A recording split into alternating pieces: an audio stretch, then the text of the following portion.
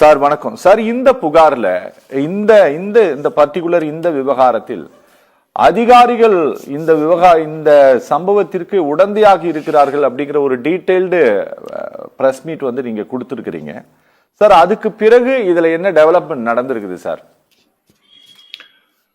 அதாவது நாங்கள் பத்திரிகையாளர்கிட்ட பேச வேண்டிய சூழல் எப்போ வருதுன்னா, யாரை கொலை செய்திருக்கிறார்களோ இந்த மாஃபியா அந்த அதிகாரிகளுடைய சதி செயலுடன் இணைந்து அவர் கூறியதை அவருடைய குரலாக தான் நாங்கள் பேசுகிறோம். நாங்க ஏதோ போய் புதிதாக சொன்ன விஷயங்கள் கிடையாது. அனைத்தும் கொலை செய்யப்பட்ட ஜவஹர் அலி கூறிய விஷயங்களை தான் நாங்கள் அவருடைய குரலாக இன்னும் கொஞ்சம் பலமாக கூறுகிறோம். முதல்ல அதை நான் பதிவு செய்ய விரும்புகிறேன். நாங்க ஏதோ புதுசா போய் கண்டுபிடிச்சது கிடையாது. ஜவஹர் அலி அதை கண்டுபிடித்தார். ஜவஹர் அலி செயல்பாட்டாளராக, ஒரு சுற்றுச்சூழல் பாதுகாப்பு மனித உரிமை காப்பாளராக செயல்பட்டிருக்கிறார். அவர் ஒரு அரசியல் கட்சியை சார்ந்தவராக இருந்தாலும் அந்த அரசியல் கட்சியுடைய பேனர்ல இந்த மாதிரி செயல்களில் ஈடுபடாத காரணத்தினால அந்த அரசியல் கட்சியும் இப்போது பகிரங்கமா அவரோட நிக்க மாட்டுது என்று பார்க்க முடியுது. வருத்தமாக இருக்கு, ரொம்ப கவலையா இருக்கு.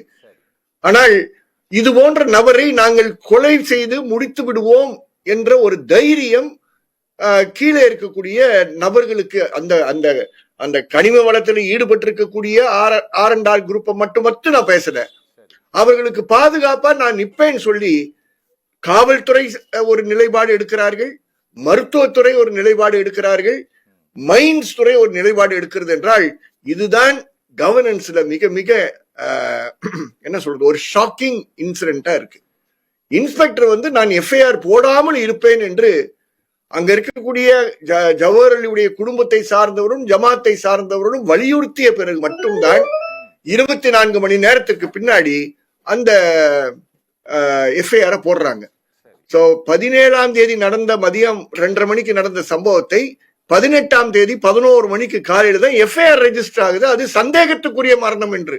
அப்படி தைரியமாக ஒரு இன்ஸ்பெக்டர் அங்க இருக்க முடியும்னா நான் நம்பல அவர் தனித்து செயல்படுகிறார் என்று. நான் நம்பல அவருக்கு மேல இருக்கக்கூடிய டிஎஸ்பிக்கு இது தெரியாது என்று. நாங்கள் யாருமே நம்பல அதுக்கு மேல இருக்கக்கூடிய எஸ்பிக்கோ டிஐஜிக்கோ சம்பந்தம் இல்லை என்றது.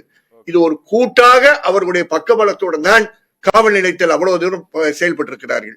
அவருடைய பாடி நேராக திருமயம் மருத்துவமனைக்கு கொண்டு செல்லப்படுகிறது. திருமயம் மருத்துவமனைக்கு செல்பவர்களுக்கு தெரியும் அந்த மருத்துவமனையில் இருக்கக்கூடிய பட்டியல்ல என்னென்ன சர்வீசஸ் அங்க மருத்துவ சேவைகள் அங்க செய்கிறார்கள் என்று இருக்கும். மார்ச்சுரி இருக்கு என்று கூட அங்க இருக்காது. அந்த மார்ச்சுரியில ஃப்ரீசர் கூட கிடையாது. அப்படி ஃப்ரீசர் இல்லாத மருத்துவமனையில அந்த மருத்துவமனையினுடைய சீஃப் மெடிக்கல் ஆபீசராக இருக்கக்கூடிய டாக்டர் கிருஷ்ணமூர்த்தி அவர்கள் அந்த பாடியை ரிசீவ் பண்ணி வைக்கிறார். எஃப்ஐஆர் வரவில்லை. 17ஆம் தேதி முழுவதும் எஃப்ஐஆர் கிடையாது. 18ஆம் தேதி காலை 11 மணி வரைக்கும் எஃப்ஐஆர் கிடையாது. ஒரு எஃப்ஐஆர் இல்லாம ஒரு பாடியை ஒரு மார்ச்சுரியில வைத்திருக்கிறார்கள் என்றால் இது எப்படி ஒரு மெடிக்கல் டிபார்ட்மெண்ட் இதை ஏற்றுக்கொள்கிறார்கள்? 20 கிலோமீட்டர் தூரத்துல ஒரு மெடிக்கல் காலேஜ் மருத்துவமனை இருக்கக்கூடிய நேரத்துல அங்க 2 ப்ரொஃபசர்ஸ் ஆஃப் ஃபோரென்சிக் இருக்கும் போது இது நடக்குது என்றால் இதுக்கு உயர் அதிகாரிகளுடைய ஆதரவு இல்லாமல், அவர்களுடைய பக்கபலம் இல்லாமல் இது நடந்திருக்க வாய்ப்பே கிடையாது என்ற காரணத்தினால்தான் நாங்கள் கூறுகிறோம் இது ஏதோ ஒரு கும்பல் மட்டும் செயல்படவில்லை. அந்த கும்பலுடன் அதிகாரம் படைத்த வெவ்வேறு துறை சார்ந்த அதிகாரிகளும் இதில் இருக்கிறார்கள் என்பதுதான் நாங்கள் கூறியிருக்கிறோம்.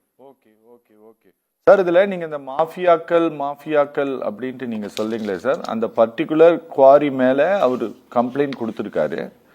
நீங்க அந்த மாதிரி இது இல்லாம இவருடைய இந்த விவகாரம் இல்லாமல் உங்களுக்கு தெரிந்து இந்த மாதிரி இஷ்யூல வேற ஏதாவது உங்களுக்கு தெரியுமா சார்? இதுல இந்த வழக்கு இந்த புதுக்கோட்டை மாவட்டத்தை பொறுத்தவரை, இப்போ நம்ம புதுக்கோட்டையில இருக்கிறதுனால நான் புதுக்கோட்டைக்குள்ளார இந்த விவாதத்தை நிறுத்திக்க விரும்புறேன்.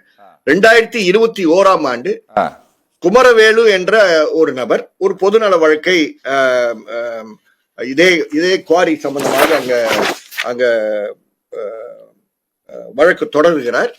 அதுக்கப்புறம் இவரே நம்ம ஜவஹர் அலியே வந்து 2023ஆம் ஆண்டு ரிட் பெட்டிஷன் 8946, 12,962, 18,27,44 போன்ற வழக்குகளை தொடர்ந்து justice SS Sundar, justice Bharat Chakravarthy நீதிமன்றத்தில், மதுரை உயர் நீதிமன்றத்தில் புதுக்கோட்டை மாவட்டத்தில் இருக்கக்கூடிய அனைத்து மைன்ஸையும் கம்ப்ளீட்டா விசிட் பண்ணி மாவட்ட ஆட்சித்தலைவர் அவர்களுக்கு கொடுக்கப்பட்டிருக்கக்கூடிய லைசன்ஸ் சரியா என்று பார்க்க வேண்டும் என்று ஆணை பெற்றிருக்கக்கூடிய நீதிமன்றத்தை நாடிய ஒரு மனுதாரர் அவர். ஓகே, இத பெட்டிஷனர் பிஃபோர் ஹைகோர்ட். ஓகே, இது பியூர் பெட்டிஷனர் பிஃபோர் ஹைகோர்ட். இன்று நான் வர்றதுக்கு இப்ப தாமதமானதுக்கு காரணம், இன்று நான் போட்டிருக்கக்கூடிய ஒரு வழக்கு இருக்கு.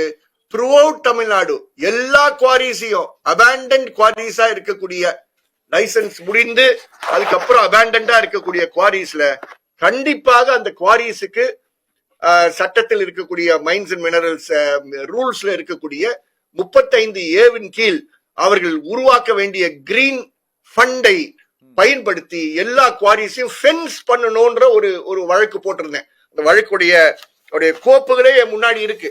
சாதாரணமா போடல, இவ்வளவு வேலை பார்த்து போட்டிருக்கோம் அந்த வழக்க. அந்த வழக்கு இன்னைக்கு நிலுவையில் இருக்கு. அதனால இது எல்லாமே க்ளோஸ்டு குவாரிஸ். ஆனா எல்லா குவாரிஸும் லீஸ் பீரியட் முடிந்திருந்தாலும் அவர்கள் ஃபங்க்ஷனிங் ஸ்டேட்ல வச்சிருக்காங்க. புதுக்கோட்டையில மட்டும் கிடையாது, மற்ற மாவட்டங்களும் உட்பட, including Karur. Okay sir, okay, okay, okay, பேசலாம் சார். அதனாலதான் துறை சார்ந்தவர்களுக்கு இதுல பங்கு இருக்கு, ஓகே, மாவட்ட ஆட்சித் தலைவருக்கு இதுக்கு பங்கு இருக்கு என்று அதனாலதான் குற்றம் சாட்டுகிறோம். ஓகே சார், ஓகே, ஓகே, பேசலாம்.